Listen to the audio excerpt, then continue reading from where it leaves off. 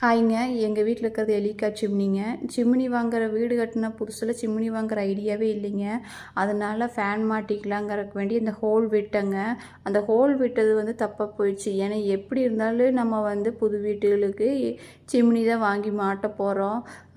நம்ம அந்த idea chimney பற்றி எந்த ஐடியாவும் இல்லாதனால நாங்கள் வந்து அந்த ஹோல் விட்டுட்டோம்.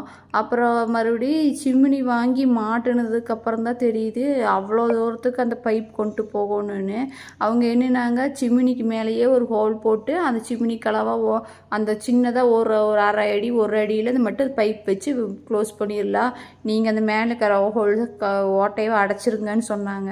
நாங்கள் சரிங்கன்னு சொல்லிவிட்டு இப்போதைக்கு கனெக்ஷன் பண்ணி விட்டுட்டு போங்கன்னு சொன்னோம். அப்போவே அறுத்து போட்டிருந்தாங்க கூட அந்த கரெக்டாக அந்த சிம்னிக்கு மேலேயே அந்த பைப் போயிருக்கு.